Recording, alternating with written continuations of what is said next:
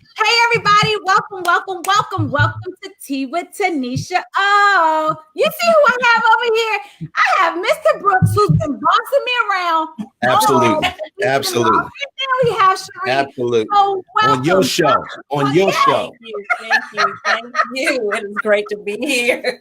I love it. It's so good. Thank you so much for having us, Tuniscia. Welcome. I'm going to have fun. I love when he's like, hurry up, Tuniscia. Okay, I need to get my tea. He don't know. My mind has to be right. My mind's got to be right. I was telling your wife, my husband's been stuck at the airport, literally, true story, all day long. And it's my fault because I booked him a flight. Should have been from Dallas back to Baltimore, but I had him going from Baltimore back to Dallas twice. So he's stuck. Yes, God bless his heart. He's there literally all day. He hasn't complained. I love and appreciate him so much. So I've been a little frazzled today because I'm just being real ginger. Hi, sweetie. What can I do to help you? I'm so sorry because it's my fault. You know what I mean? Right. No, I get it.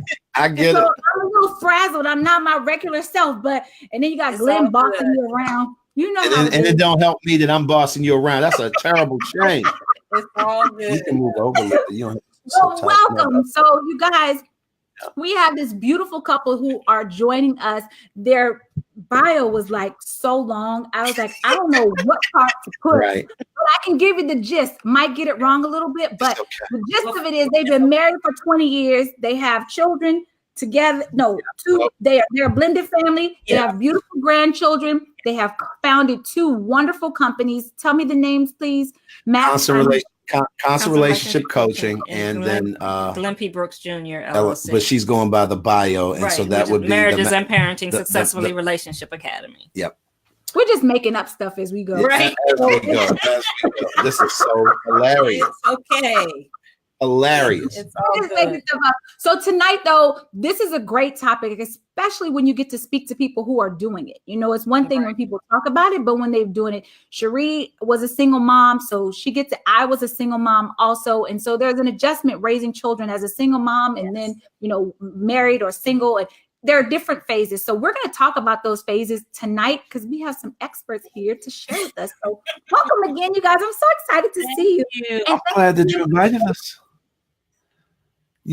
I'm mad that you didn't send us no tea bags, Tuniscia. I heard that you had no tea. I heard that you have I heard you had a specialized situation, and we were supposed to get some.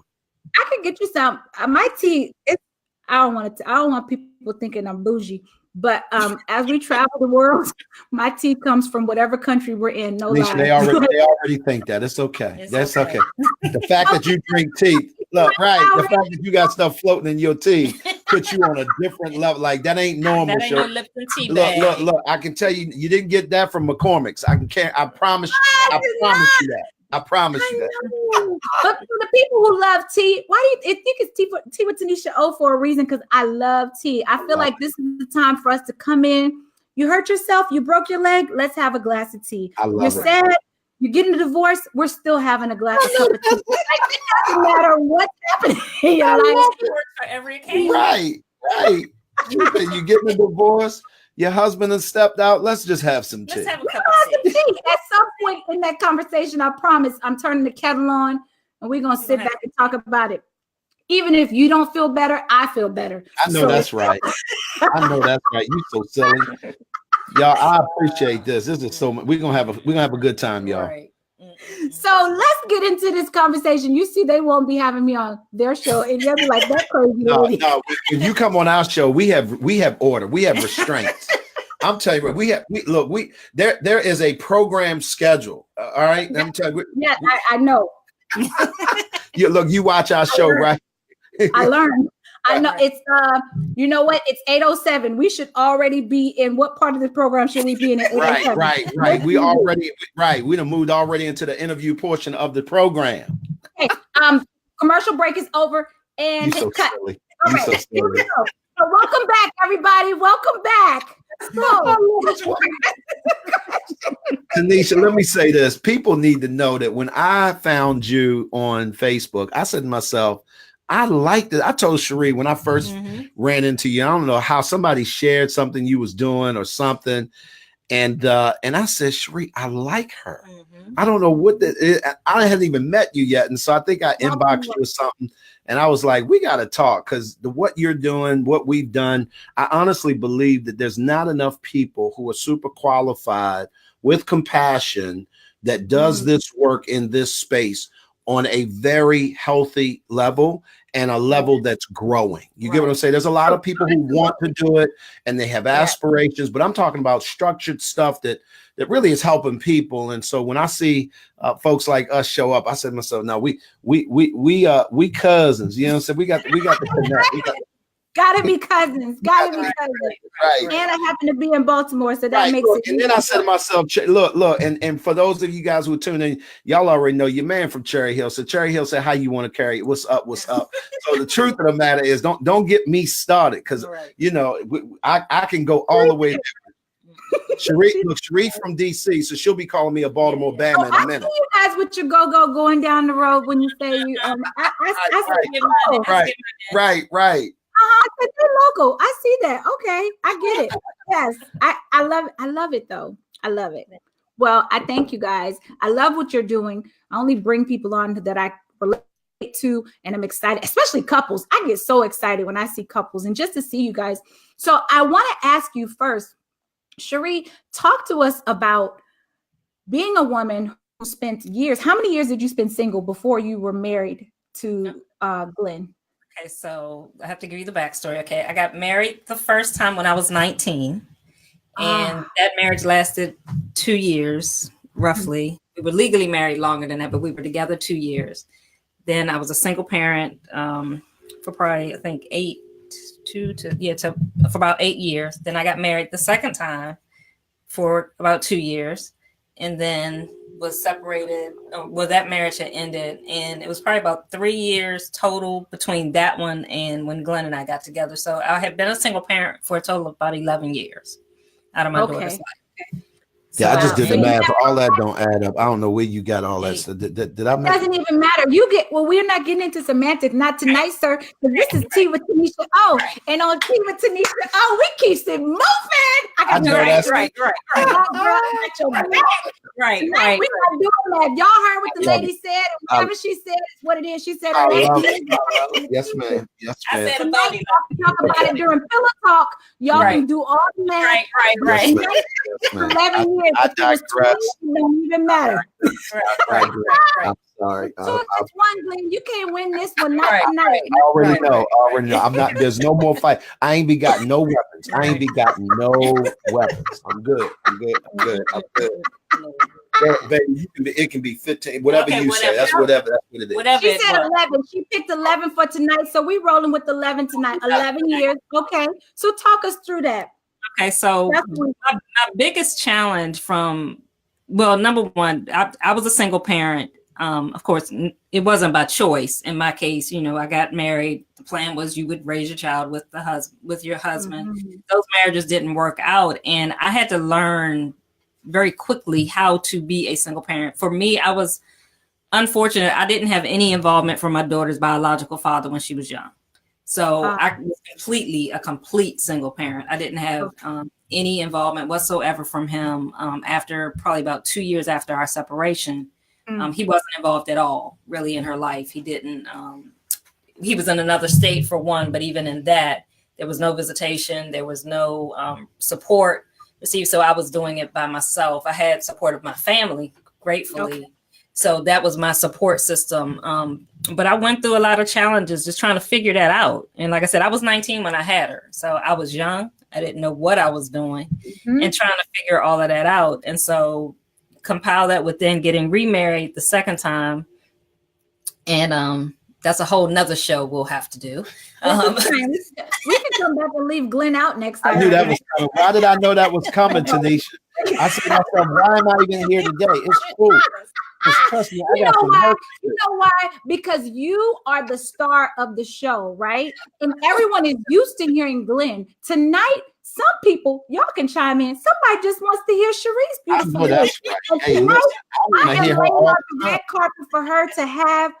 Please continue. I love it. And so after the second marriage was when I really got focused on being a real parent. I realized that I had to make my daughter a priority, that I had to really focus on her, and it wasn't so much about me. Because I think after the first marriage ended, I was still trying to figure out who I was. I was still trying to figure out my place, in this whole parenting, right, and just in life general. But by the time the second marriage ended, I was a little older, she was older, and I realized that I didn't want to keep repeating the same cycle, number one. Right. And so I realized that I had to make her a priority. And so I was doing that. And it's funny, when we met, I wasn't even I wasn't trying to get involved with nobody or anything. She wasn't thinking about me. Nobody else. I know. Right. I love so it. I was focused on being a parent. Mm-hmm. And I mean, it was,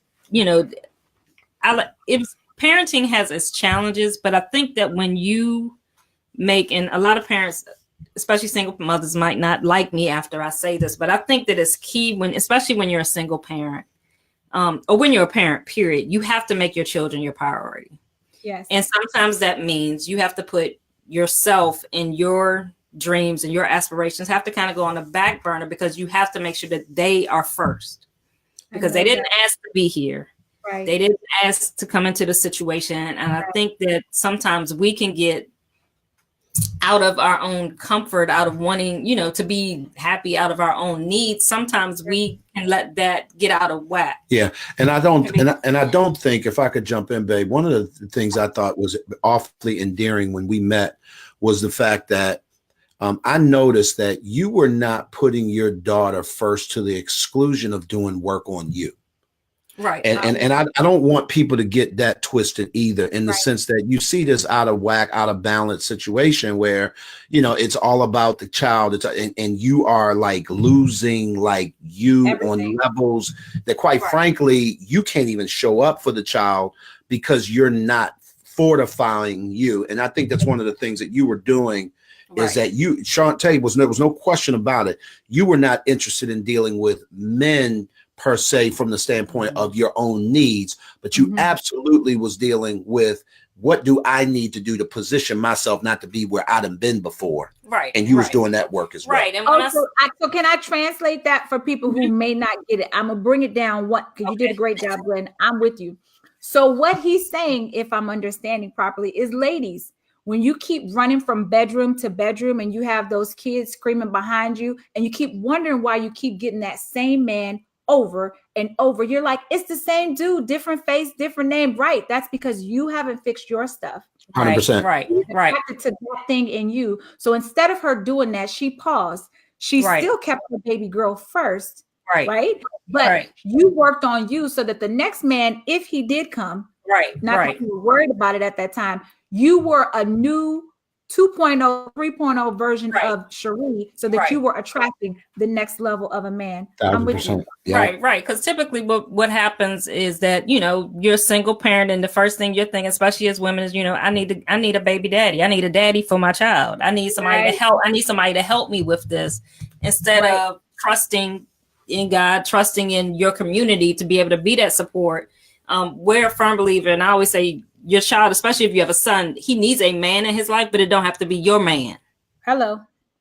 And so I realized that my daughter needed support. I needed certain things around her, certain people around her, but I didn't have to be in a relationship in order to be able to give her that. Yep. Right.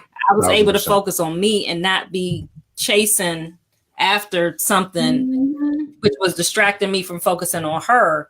But it also, like you said, I was able to focus on myself and be introspective and okay, so how did I wind up here? What were the mistakes that I made along the way? How could I improve myself in the process? And also for me, I wanted to be a better example to my daughter. So I wanted to grow so that I could show her what right looked like, because I had messed it up twice before. And so I was like, I can't keep doing this. Yep. I love it. That's accountability. And I'm with you 150%, because at 19, I had 2 children. I had Shri by the time I was 19, I had Shri at 18, I had Dame at 19. So I relate 100% to that. 100% to that. Right. So Glenn, I see that you are ready. What would you like to share, sir? I'm good. I know it was really tough. No, it's not. I wanted to make sure that we got we deferred to you, and that we would definitely, hear whatever you need, your community needs. I think that, for us, our whole life has been characterized by doing relationships healthy. Right. Absolutely. And that's who we are when we show up. And so, we constantly are encouraging people that there's another way. You ain't got to go through the drama. You ain't got to beat your head up. You ain't got to be cussing people out. You ain't got to be falling out on the floor, taking people. I got a story of being able to show up and do what needed to be done in my ex's life, to the point to where, I could pay my child support every single month without the courts being involved. Right. I could get to the place to where she, decided, hey, it's your turn. And you got to understand that, I was a dude to cut up. I was the one that was stepping out on the relay. I was the one that, quite frankly, you want to talk about a woman scorned. This woman should have loathed every step that I took. So people get this thing twisted because Sheri and I are highly functional now, that it was always that way. And what we try to do is we try to encourage people that it's a process to build, and blending a family is possible, but it takes work. And so, we've written 7 books between the two of us, and it is slices of our life that we have won in. And what we're not going to do, Tuniscia, is that we're not going to win and then not tell people how we did it. Exactly. Unfortunately, there are a lot of people, and we don't think that we're the only ones. They're winning, but don't nobody know how you did that. All they know is that if it's in the financial area, they know you winning because you blinging. If it's in the physical area, they know you winning because you ain't overweight or whatever the case may be. If they know, like, they can see that you're winning, but nobody knows how you actually did that. And that's what that's what you guys are sharing. But let's talk about that for a second, right? Yep. Even though sometimes the playbook can be directly in front of you, you two have written a playbook. I have plenty of playbooks. We all do. People don't read it. They don't follow it. And if they do, they don't do it. I mean, like they don't even open the book. They wonder why. I mean, for me, oh my goodness, I see all these posts. You're doing great.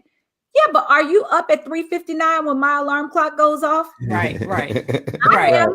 Right. You know what I mean? I am. And I work from home all day long. Yeah. You're not, you know what I mean? Like those are the things, that's the discipline that it takes when you're doing something amazing. So we do keep the secrets, but sometimes it's not always that it's not there. It's because people are more committed to the excuses as to why they can't do it. Oh, you know what? No, I got to get up. I got to get my full 8 hours. Well, guess what? We are all blessed with the same 24 hours. What you do with them is your business. Yep. You know what I mean? That's 100% your business. And so I agree with you that I think it's important for us to share, but it's also important for us to invest in those people who are ready, willing, and committed to invest in no question about it. No question about it. I mean, Right. And I just wanted to, that whole illustration you talked about the time, I think that just going back to single parents, I think one thing that single parents often do, particularly, is that we try to do everything ourselves. Yeah. Like you said, you got 24 hours in a day. You're one person. You got 3 kids. You can't do it all by yourself. And one thing that helped me as a single parent was having a community, was having the support of my family, having a community that was able to step in and fill in those gaps. Because like I said, the father wasn't there. And so I couldn't rely on him, but I had other people that were able to come in and fill those gaps. And I think that as single parents, I think that it's imperative to build a community. We like to say that, mom should be coach mom, that you should become the coach. You're running the plays. You're seeing the game plan and you're putting people in position. You're getting an offensive coordinator, a defensive coordinator. You're getting these other people to come in the areas that you can't meet your child's needs, but to be able to direct them and help to build them up in certain areas. Why are you grinning at me? I love that. You're killing it. That's my girl. Yeah, he proud of his girl. That's I love girl. Like, you killing That's right. Y'all see that look of love? That's the love. That's what it looks like when they proud. So what would you say? So one, I love that, Sheri, because moms, we don't want to say, I need help. Right. We want to do it all. Because if we say I need help, then it makes it seem like we're weak. You're not weak. No, you're human. Especially if you have 3 kids, because there's 3 of them, there's one of you, and something is being dropped. You know, I remember even with the 2, there were 2. I'm still outnumbered, even with the 2. I just had one, and I needed help. So okay, good. I was trying to dwindle it down to let them. But I needed help. Right, because I'm trying to work a job. I'm trying to maintain a household on my own. I'm trying to make sure that I'm there for her without snapping. And let's be real, I'm frustrated. Yes. You know, things ain't going the way that I want them to. Right. And so I needed help. I needed people to come in to be that buffer sometimes. I needed people to be able to help, you know, because I couldn't be in 2 places at once. I couldn't be at work and be at every school program. I couldn't be at work and take her to every after school thing, you know, because I had to work to be able to provide for her. Right. You know, and so right. And so I needed support. And what I wasn't willing to do was I wasn't willing to allow her to fall through the cracks because I couldn't do something. I love that. And I think that we have to look at it that way. It's not, you're not weak. You're not, you know, it doesn't make you any less of a mother. Yeah. You're being more of a mother. You're being more responsible 100%. When you bring other people in. Yep. I love that. That's so true. And I know that there are people who will watch this or are watching now as single mothers. I get it. We are judged constantly, and then we're scrutinized and should have done it this way. And then when the kids don't turn out perfect, now it's your fault, right? Exactly. You should have let the daddy. Okay, great. I can't force somebody to be in a place they don't want to be. You know, it's a whole thing. Right. So Glenn, I'm glad that you tapped in on what things can look like when a man has, first of all, you're being accountable, which I love that you're able, you know, because I always have women on the show who talk about their part, you know, in a divorce or separation, what they did. But it's great having a man who's saying, this is what I did. What were some of the key steps that you took to help to begin to build and heal that relationship for co-parenting with you have a son, right? Yeah. Your son's mother. So I think probably it started with self-awareness. You know, self-awareness is the ability to drill down on where you are emotionally against the crowd, against everybody else in the room. And unfortunately, most people, especially, you know, men with our egos, and I got one just as big as the next guy. The truth of the matter is that we're too prideful to just be self-aware and to be able to say that's what I did that. I had to tell. I never will forget having a conversation with my ex-wife, who, I was. It just so happened that I was sitting in church one Sunday morning, and the message had nothing to do with what I heard. Right. I don't know if you ever been in them. And that happened. If the title didn't have nothing to do with that. Yeah, I was one of 1,000 people in a room, like just for you. But I honestly, it wasn't audible, but I just had this strong unction, bro. You need to get up and you need to go apologize. Was she in church with you? No. At the time, I think I was dating Sheri at the time, and you need to go apologize to your ex-wife. Did you leave the service? So after service that day, I told Sheri, I said, I gotta get with Deidre, and I gotta apologize. I feel like the God is telling me I need to apologize. She said, do what you gotta do. So I called her, we set it up, and I never will forget one day, in Annapolis, Maryland, we sat down at the Denny's in Annapolis, Maryland for 45 minutes. I basically poured out my heart and told her how I screwed this up. This is well after we were over. It was done. We were separated at the time, probably 2.5 years, had well on our way to divorce. And we had started trying to piecemeal some things together, and it wasn't going quite right.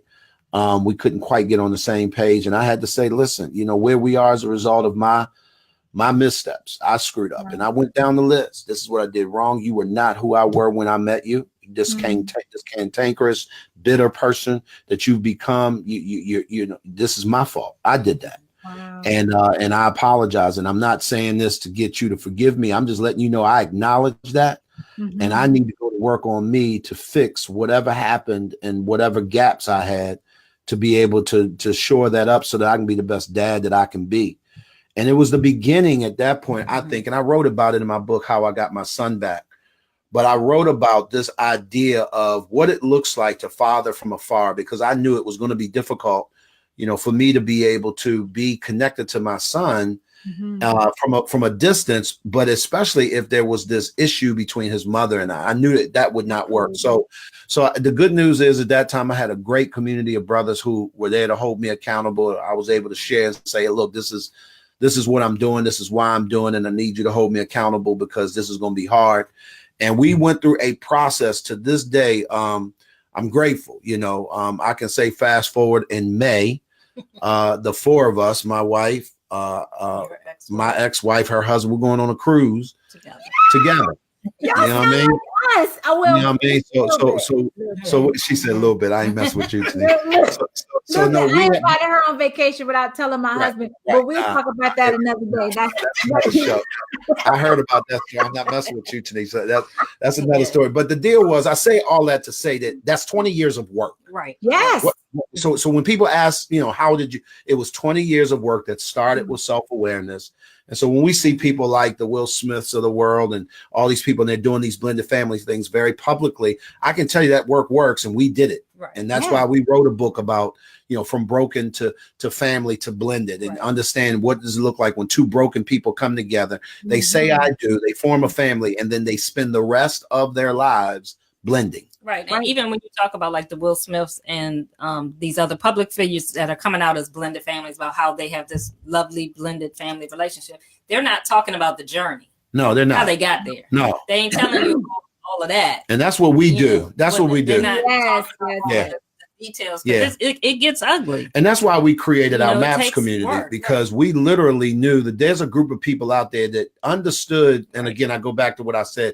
We are demonstrating that clearly we're winning, but don't nobody know how we did that. Right. And so we created this online relationship academy to bring people into a closed Facebook group environment, a closed group and online group environment through Zoom and some different technologies that allow people to sit in a parenting room and literally get taught strategies, tips, tools.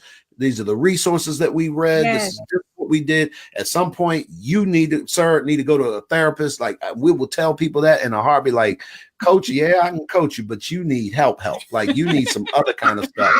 You need help. My level of this one over here, you need some medication. I am not qualified to write a prescription. Over here, you need to go see somebody. And so we'll refer them out in a heartbeat. And we'll help you on the issues that's our area, but we ain't fooling with you. So now for the answer to that question, I think it started with self-awareness. It does. And you know what? Even though, like, when you mentioned like Jada has shared some of when she went to, I think his ex-wife is Sheri. Her name is Sheri. She did share. They shared some of the stuff, but you don't have access to Jada. No, right. Just not ask. Okay, you heard that part, but give me bite-sized pieces as to how I can apply that to my life. You know what I mean? Like, I get some real life. Yeah. Do you know what I'm feeling today? This is not. You didn't talk about that. Like, right. Right? That. And that's why I love it. Tuniscia, is funny because one of the things that we have we have 5 group coaching rooms, one for couples, one for parents, one for singles who want to get married, one for men, and then one for women. And one of the things that it's a signature of ours, but we say, what are your relationship highs and lows this week? And so coming in the room, it's like, okay, so everybody, let's go around the room. Let's talk about our highs and our lows. And that's where you get to say, look, I had a low this week. This is what happened. And this is what went down. And you're free. And we get to deal with that. And we get to work on those kinds of things over time. But it helps people to kind of resonate that A, they ain't the only ones. Right. Exactly. B, ain't nobody judging you, because trust me when I tell you, I live in a glass house. I promise you, don't let the smooth taste fool you. Exactly. And the other part of it is that we're going to tell you the truth because we ain't scared of you. Right. You know what I'm saying? We ain't scared of you, and you can take your little bit of money and go on if you don't like it. But we're not tripping off of that at that point, because that's not why we do what we do. We do that to build community, and we want to hold your feet to the fire to something you say you want to do. Right. You're here because you want to be here. Yep. Yep. I love that. And I love that because I'm a straight shooter as well. No, really? And I know it's a surprise. It's such a surprise. I was going to say spoiler alert. Because even, with the Empowered Stepmother, I see people and I hear people say, this is real life. It's not that easy. I don't recall any episode of me ever saying it was easy. Right. I didn't say it was easy. I said who I am. I am an empowered stepmother because I've made that decision in my life. I didn't say it was easy, but it's worth it. And it's the life that I've chosen for myself because I like being happy. Yeah. You know what I mean? I like having a good marriage, and ain't nobody about to mess up my good thing I got going on with this guy. Right. You know, I'm fooling with y'all. This is my boo. We gonna work this out. I've got him right where we need to be, and he done roughed out all the edges in my nonsense, and we done figured it out. We gonna the wheel fall off. You know, doesn't mean that it was perfect. It's not. But it's my reality, and it's where I am, and it's open for everybody else. Right. And I think and I think people, like you said, they don't know the work that it goes into it. They just see the end result, or they see this image. Yeah. It's like, oh, I want that. And I was like, and I tell people all the time, be careful what you asking for. Yeah. Because you might not want this journey to get here. Yeah. Let me add this real quick. And I just see some questions popping up on the timeline, Tuniscia. And one of the things, and I think it's a great question. It's a great. I can add it to the. It's a great question, Esley, and I'm not sure if that's how you pronounce your name, Michelle. Michelle, she goes by Michelle. Okay. So Michelle is asking this game plan you speak of. I love it. Already. How do we get help? Right? How do we get help when there are no available outlets? I am married with children and bonus kids, but I'm frustrated, and my husband has checked out. It's all on me. I'm in a state all by myself. My kids are important to me, and they are my responsibility. But where can I get help? Well, let me just say this so that you understand, Michelle. You gotta find a tribe. This is where, and I don't want to come off insensitive. And Tuniscia, you may want to make that thing go away because I can't see your beautiful face at this moment. So I just want to let you know. Well, you probably didn't want to see the face that I had. Well, I saw that face after you drank that tea. I'm like, this is so good. I was like, oh Lord. Anytime it comes with a disclaimer, you just always have to wonder. Right. So let me just give you a couple of tips. You want to go first, or you want me? You gonna be nice, or you want bad cop, good cop? I'm gonna go instructional route. Okay. I'm not gonna go. I'm not filling my cup. I need some more. Oh, yeah. No, you don't need. You ain't gonna. No, we ain't gonna go coach hard on it. We ain't gonna do that. But I want you to jump in. But one of the things I just want to say off the break is, first of all, I think it's great that you just said what you just said. Yes, thanks for sharing that, Michelle. I do not have any help, and I need help. That is step one, because when I talked about self-awareness earlier, Michelle, you have to be able to call it what it is. You're struggling. You can't do it by yourself and that sort of thing. One of the things I've often told people, particularly mothers, whether you are single or whether you are in a relationship where maybe the man is not either physically or emotionally available. He's working all the time, or he just don't get it. Emotionally, he just ain't there. I think that one of the things that Sheri and I have done well and been able to teach other people is how to build a tribe. Okay, so first of all, you're gonna need a team. So when Sheri talks about you being the head coach of your team, I'm gonna press on and challenge your perspective. Instead of you looking at this as the person with all the responsibility, I want you to look at it like you're the leader. You're the leader and you're in charge. Here's what you know about your kids. You know your kids better than anybody else. You know what they need, what they don't need. And I want you to begin to isolate down and begin to look at the most pressing needs that you have. If it's financial, if it's medical, if it's whatever the case may be. And then begin to ask yourself the question, who's in your network? Who is it that you are in relationship with that can help you navigate those kinds of places? Now, here's the hard part. Most people are going to say, well, I ain't got nobody. Well, that kind of talk is going to cause you not to see nobody. I need y'all to hear me. Well, I want to speak to that part. Okay. Real quick. Okay. You know what I'm going to say? Okay. Well, I want to address that part, the not feeling like you have it. Oh, yeah. Go ahead. Because I can say that for myself, even though I had my family for support, but I didn't think I had anybody else. Yeah. Because I was not a social person. I didn't put myself out there. I didn't put myself in environments where I could get help from other people. It wasn't until my daughter was older, I talked about it as she got older, like I started getting her involved in activities, and there I was able to start seeing help. Like I got her involved in Girl Scouts. I became the co-troop leader, and I realized I built relationships with other parents. And so I had to put myself out there to be able to meet other people that I had common interest in, that has common interest with my kid, that were able to I was able to to see outlets. You know, I became friends with one of my neighbors, whereas before I was just coming home all the time. I'm not talking to nobody. I'm staying to myself. But as I came outside of myself, I had to go out and look for people. Right. I couldn't just sit home and expect that these people are going to just come knocking on my door. Hey, can I help you with your kids? One thing that she is saying at the very end, babe, and I want to make sure you address this. I don't know if you picked this up, but she says, my kids are important to me and they are my responsibility, but where can I get help? And so the same applies. Right. And part of that comes from, as you put yourself out there, part of you getting help for yourself is building those relationships. As you 100%. Have relationships with other parents, that's when you can say, okay, can they do a sleepover over your house so you can get some time for you? And that's one thing that I think is very essential for single parents. For parents, she's not a single parent though. Right? For parents, for parents, period, is that you get that self-care. Yep. Because raising children are the most. They're takers by nature. Yep. Y'all need to understand and they will drain the life out of you, but that's just how they're built. That's what they're supposed to do. Right. And so if you're in a situation where you don't have built-in support to give you that relief, you have to create some way that you can get relief. You got to think you're not the Energizer Bunny. Yeah. And so she says, step one, put myself out there. Okay, I got you. Right. Thanks. And Great, Michelle. So I think that's one of the things that you got to do. And Tanisha, one of the things that I want to make sure that we're really, really clear is that this takes time and you have to be patient with yourself and this process. And that's why it's really important, I think, to reach out to people. I mean, we got this wonderful new creation. It wasn't around 15 years ago, Tanisha, that I think is a huge win, and it's totally free. And it's called the internet.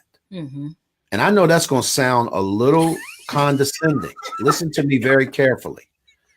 What I've learned over time is that these kids that we have are smart because they can freaking Google it. Oh, yes. And so if you can fix a carburetor with YouTube, you can find. Here's what I promise you: there is ways for you to find out the kind of support and help you need by simply, going online and figuring out. I mean, we're one of those communities, right? There are a ton of online. You have a community, like whatever you need. Meetup is a great one. Meetup, right? Yeah, Meetup.com. But can I ask, interject one thing before we even hit the community? Start with your husband. Yep. Right. If you have a man laying in your bed every single night, there is no reason why. Even if it's every other night, that's fine.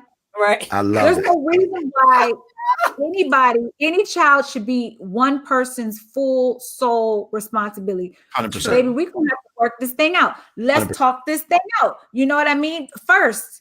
Now, if you've established that's just not going to happen, you probably want to have a different talk, something that's for a different show.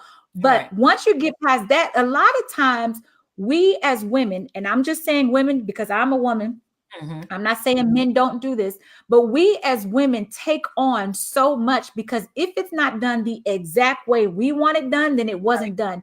Come on. It was done. It just wasn't done the way you're going to have to let go. He put the diaper on backwards. It doesn't matter. The poop was still caught.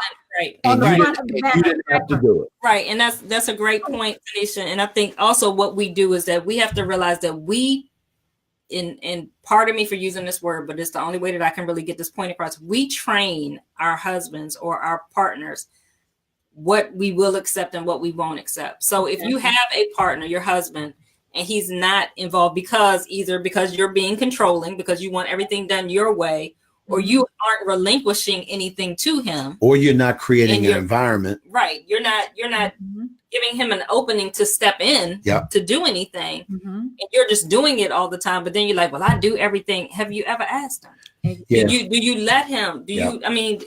On Saturday, leave the kids home and go to the grocery store. I don't think they're going to die. And if they do, he was at home by himself. He's responsible. Right. Well, one of the things that I think that's really good about this conversation, and Sheri, you did this in the beginning. I remember because, again, Shantae had two fathers before me. Right. And the truth of the matter is that most of that time that she had two fathers, you were doing the bulk of all the parenting. And so therefore you became the leader or the head of the household. Right. And so everything that you said went. I remember when you and I got together, this was hard for you. but I watched you transform into the person that would allow me to lead. Right. And that's something you had to relinquish in order for me to step up and do what needed to be done. Because if I decided to insert myself and just lead and do, and you were going to fight me every time I did that, at this particular point, here's what I'm going to tell you a man will think, and I can say this because I'm a man, and that is, we just going to go the pathway of least resistance. Right. I just ain't gonna we ain't messing with you. Right.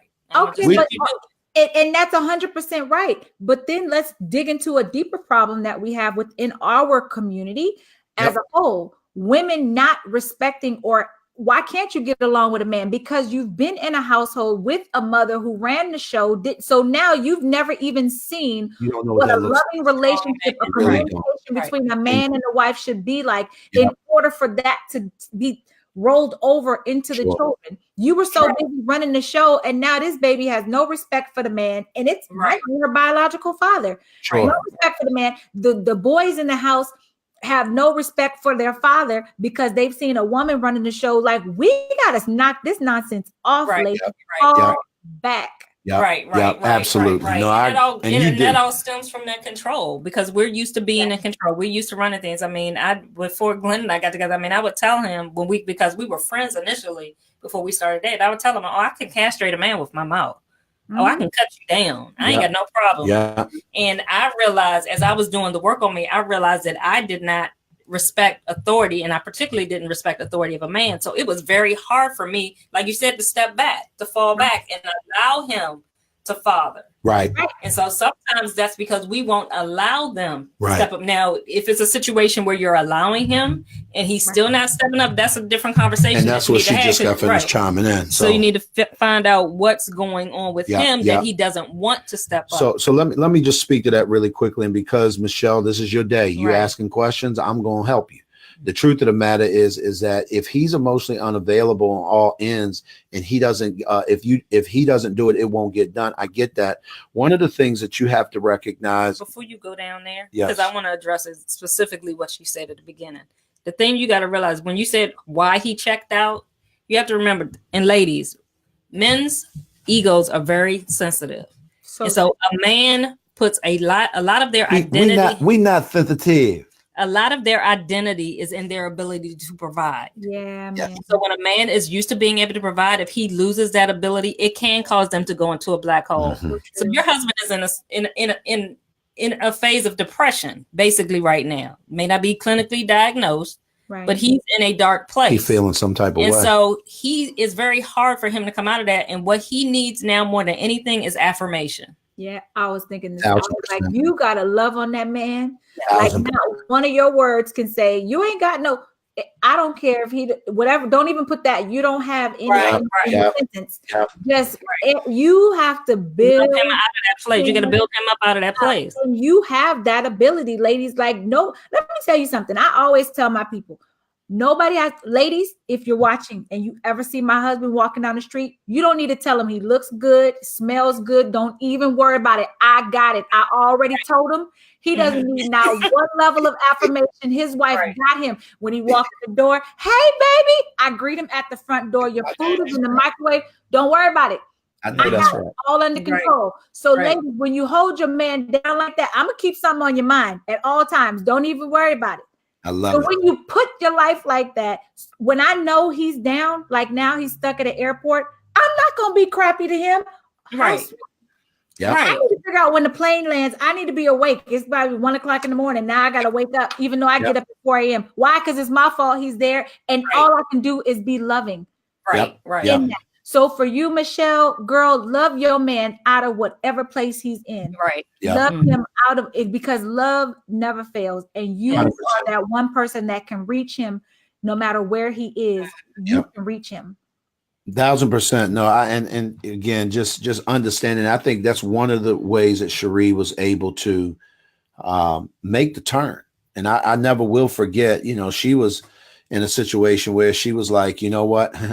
And I want to address that, please. Yeah, I know. My thoughts are like, oh. Please. Here's one of the things I realized about Sheri. I'm going to get my tea. I told y'all was going to make it. Okay, we got you. Go and get some more tea. Get us some too. Mm-hmm. And so one of the things that I will tell you, Michelle, is that, and Sheri, you did a fantastic job of this, But first of all, I have to say you were extremely teachable. Mm-hmm. There was a place in you that you had gone to by the time you and I got married that you was just tired of leading and doing it all. Right. And so you were able to allow me to do some things. And I'm telling you that even when you got a brother who, you know, like you said, you can lead a whole, and I'm answering Michelle's question. Yes, it's true. They say you can lead a horse to water, but you can't make him drink it. But I am of the opinion, I need you to hear me really clearly, that is not necessarily true. Right. I'm going to say it again. They say you can lead a horse to water, but you can't make him drink it. I'm of the opinion it's not necessarily true. I believe it's a matter of how much salt you put on his tongue. Hello, girl. But so you guys just got finished very eloquently illustrating that. Sheri, you created an environment that made me want to drink. Right. Yes. Made me want to step up and step in. You got to understand, guys, this is not my biological daughter. Yes. And how many men do you know to say, well, that's your daughter. You do what you do. I'm going to do what I do. This is my son. Sheri and I don't have biological children between the two of us. Mm-hmm. But here's what I will promise you. My daughter has had 2 fathers before me, but she calls me dad. Hello. And that's not because I am Mr. Magic Man. It's because I put in work. Right. Yeah. And the truth is you backed up, you fell back, you created an environment that made me thirst after leading in that way and inserting myself to become her father. And I just began treating her like my biological daughter. Although I'd never had a daughter, I just, you know, I'm saying to myself, how lucky am I? You know, I get the opportunity to raise a girl. So I'm just saying that every house is different. Right. That's, again, why we have the kind of community that we have, because we literally take people through tracks. I mean, Tuniscia, this ain't something we come up off the top of our heads with. Like, we sit people down, we go down the list and we work through people's specific scenarios, and everybody's got a different story. But I promise you that when you have a problem with your husband not stepping up, it's more than him just not stepping up. Right. It's rarely is it what you think it is. There's a leadership deficiency somewhere. Right. And I promise you, if we can fix that, we can help him become the best husband or the best father, because we can help him grow his leadership, if that makes sense. Yeah. I think that women, I think so frequently we step back and just feel like we're helpless. Mm-hmm. And it's because they're not doing it the exact way we want it done. And when I stopped trying to tell my husband what to do, because he didn't care anyway, even to the point where we have this thing where I'm like, sweetie, if I say something, if I snap, correct me in that moment, because I want to think like, what am I thinking? Why am I doing this? So then I tried it with him. He's like, no, I didn't ask you for that help. That's what you want. That was your lesson. That is right. I'm not trying to grow in that. I'm not where I'm at. So Michelle, I would suggest talking to your husband. My tea kettle's about to start singing in a second. Ask him what he needs from you. Because so often as women, we want to tell him, well, if you would just, well, maybe you should just, sweetie, we think we're being helpful. Right, but sometimes it's not. Right. Baby, what do you need from me? Yeah. Right. Yeah. And shut up. Right. Oh, that's good. Right. No, literally. Right. Tuniscia, no, literally shut up. Like, not be quiet. Just shut up. Just shut up. Mm-hmm. And if he says, I don't have anything, well, baby, let's just sit here quietly and just whatever comes to your mind. I'm just here. Maybe get yourself a cup of tea, because I'm telling you, tea fixes any problem you have. You know that tea will fix all ails. I know that's right. I don't care what kind of tea it is. Just get a cup. And to me, one of the things I love about that is that when you shut up, what it does for us as men, it gives us space to think. Ooh, that's good. Right, go and get your tea, girl. Go and get your tea. So here's where I want to help you guys out. Michelle, listen to me carefully. When you ask me a question, when a man is asked a question, what can you do for me? If I am flooded in my thoughts, or maybe I am wore out, or maybe I'm depressed, or maybe I'm in a funk, or maybe I'm, whatever, feeling, less than a man because I'm not providing where I need to be. When you ask me that and then you be quiet, what happens is that silence becomes golden. And now I know I need to say something. Mm-hmm. Well, guess what? If day after day after day, this may happen for 2 weeks straight. Mm-hmm. Well, sweetheart, here's what I'm going to do. I'm here. I just need you to tell me how can I help? Mm-hmm. Eventually, what's going to happen is he's going to say, well, I just need you not to be fussing with me when I come home, because I feel horrible already. Is that all you need? Well, I can fix that. You know, I just need you to for me, I just need you to hug me. I need a hug with my big self. Yeah. Just hug my head and let me know show them how you be doing it, boo. Show them how you just hug my big old head. Just because at that particular point, my manhood is already being assaulted. I'm feeling like I'm less than. I'm feeling like don't nobody give a flying flip about me. I'm feeling underappreciated on the job or wherever in the marketplace. And when I come home, if you're making this feel like, you know what, I can win. That's one of the things that Sheri, and we'll encourage you when you learn his love language and how he speaks, man. Sheri will tell me in a minute, boy. Let me tell you how good you took that trash out last week. Exactly. Like nobody else. I ain't never seen nobody tie a trash bag like girl.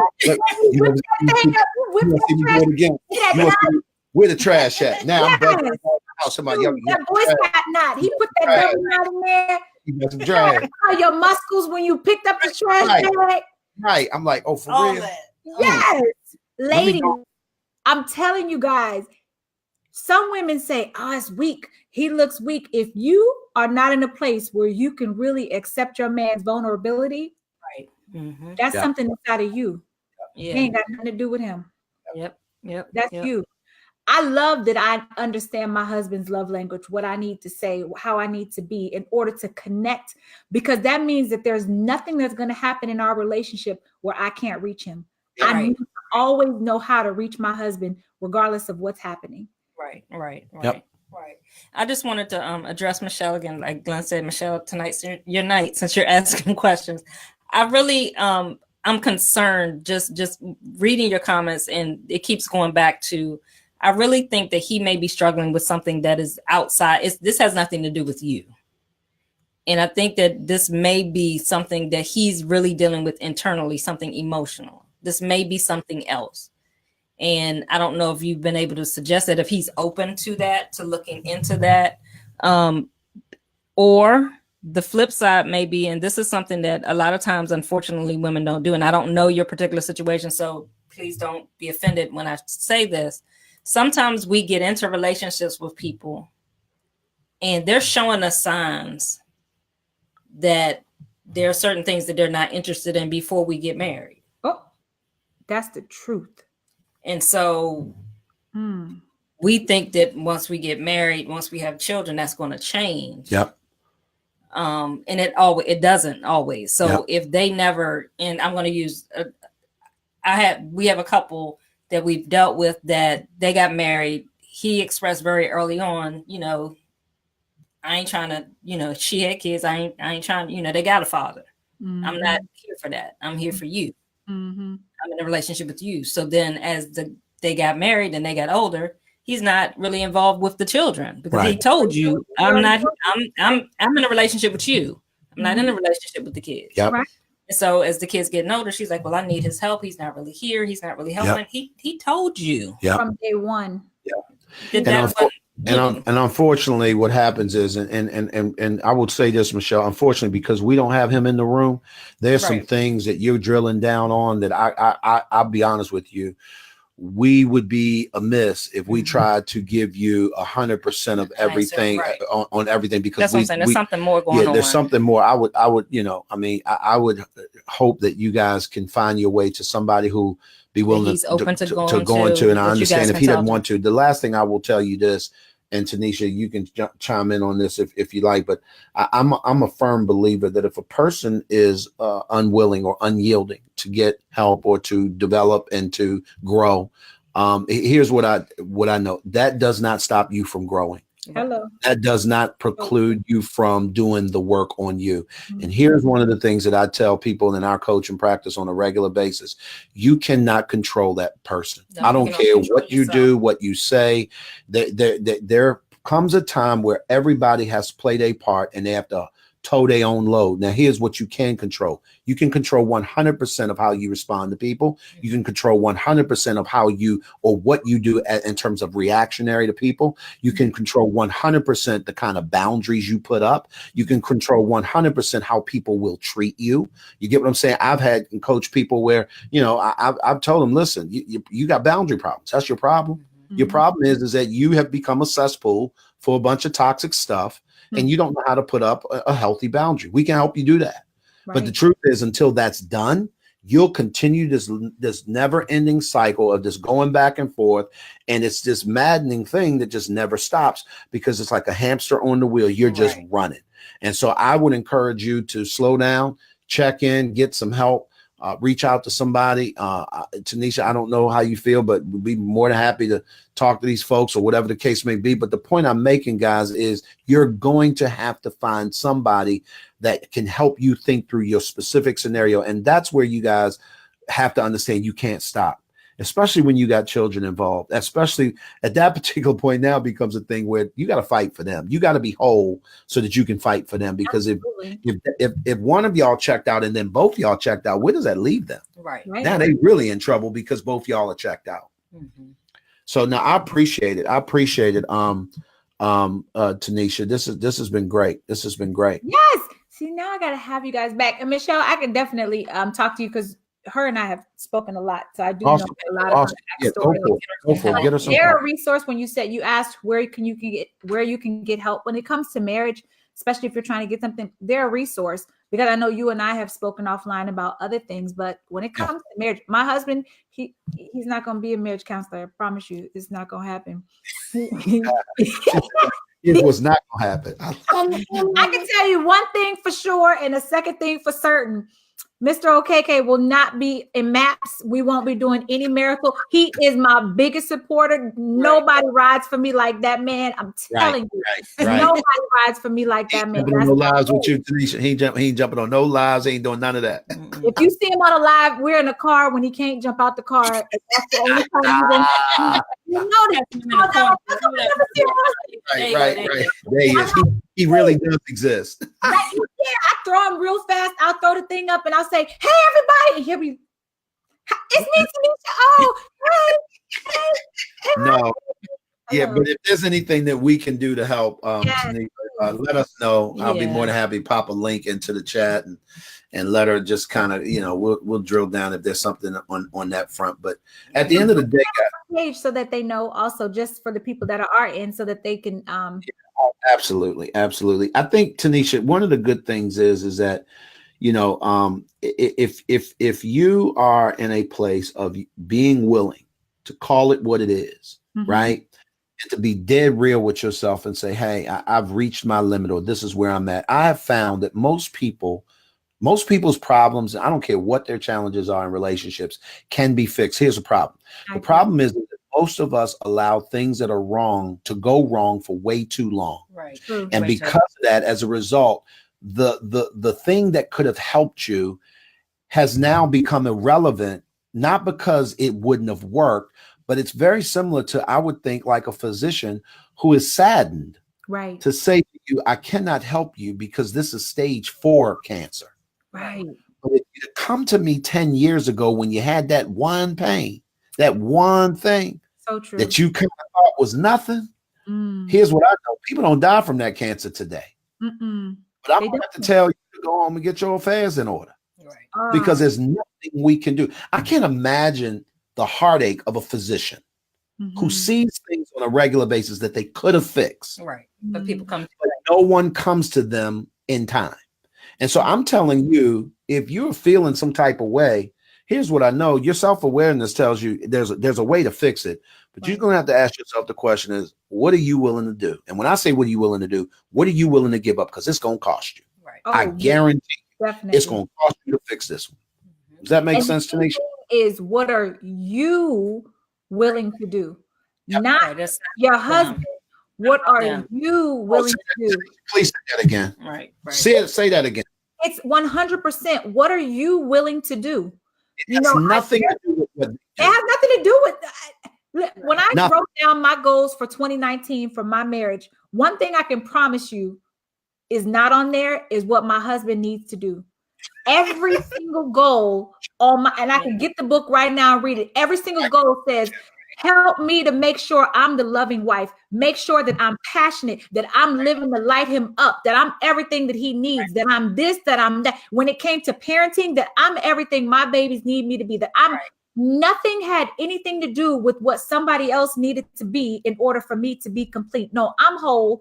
I got this. And wherever I'm broken, those are my pieces to put together and figure out. But it's not somebody else's job to work that out for me. It's just not. It's too much pressure on somebody else. One of the things I will, and I know we're about, I don't know how long you normally go, but we got a 5 o'clock coaching call, so we're gonna get off in a minute. So I don't know, we ain't got no tea neither, and certainly ain't got no caffeine we working with. But anyway, I'm telling you now, one of the things that I absolutely believe, guys, and y'all need to hear me very clearly, is that I don't get to control Sheri. I don't get to change her. Right. But what I do is get to control and change me. But here's a phenomenon that I've watched happen in many relationships. First of all, you have to understand that growth is attractive on any level. It's so beautiful. Growth itself is attractive. Right. People don't like hanging around dead things. Right. That's why you generally don't see people cooking out in the cemetery. They just don't. They will go by and they will visit and pay their respects, drop their flowers, say their prayers, have a quick conversation. But they're not throwing a feast at the cemetery, because people typically don't like hanging out with things that are dead. What we do like to do is we love being around things that grow. Here's what I'm going to submit to those of you guys who feel like you're looking at a situation that's just dead.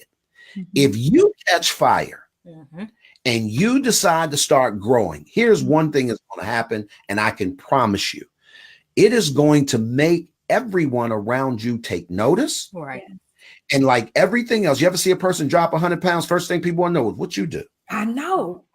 Girl, they want to know. See your skin clearing up. They say, well, girl, how'd you get it? What are you doing? Now, they have a responsibility to do what you did, but it will absolutely send a signal that says, you know what, growth for you as well as possible. So I tell people all the time, I can't control her. I can't change her. But if I change, it tends to change. It tends to cause her to change how she responds to me. Right. And so as a result of that, over time, and that's where people don't really have the patience to do this kind of work sometimes, Tuniscia. And we know that because we live in this microwave society, folks is like saying, well, if it don't happen in 30 days, I'm out. How long? And it's like, you have to take the timetable off the table. 100%, because it's not going to work. People look at us. It's almost 11 years. Yep. So we've been doing this. This wasn't 10 days. So there is no microwave fix, is what we're anybody tell you that they lying. Right. They're trying to get your fix money. Your marriage in 7 days. Yes, we got 5 steps. We can fix your marriage. No, you know what I'm saying? It'll cost you $1,000. Like, go, Bammers will pay for that. Talking about, look, and then they be ready to cut somebody after that's over, because it's like marriage in 7 days. We could become millionaires real fast if we want to come up with a program. Right. But we sure better have. We better be running that from some remote island where jokers don't know where we at, because they coming looking for us. I got properties in other countries, so I'm good. You gotta worry about it. I might move there before I start selling it. Right. Have Wi-Fi, will travel. I get you. I get it. I cannot thank you guys enough. Thank you all. Thank you for joining us. There's the link in there if you are interested in any of the programs that they have to offer. Glenn, I definitely want to have you back on the show to talk about your book, with your journey with your son, because that's just a beautiful healing. And the more we can get our men together to heal, and let's do it. Sheri, we could definitely find our own thing. And that guy, he can go drink somewhere. Some tea. I'll be more than happy to. Trust me. I'll sit in the corner and drink some tea. Messing with neither one of y'all. Yeah, drink some tea. I can send y'all some tea. I got flowers floating in here. Y'all right. I'm so excited. It's the little things. So thank you guys for joining me. Hey guys, I cannot thank you guys enough. Anything you need that we can give and help you with, throw the comments in there. You can keep the comments coming. Michelle, you are so welcome. She said thank you and God bless. You're welcome, Michelle. Thank you guys for joining us tonight. If you sit tight, we will I'll end it out. But from our family to yours, we love you and we will see you soon. Ciao.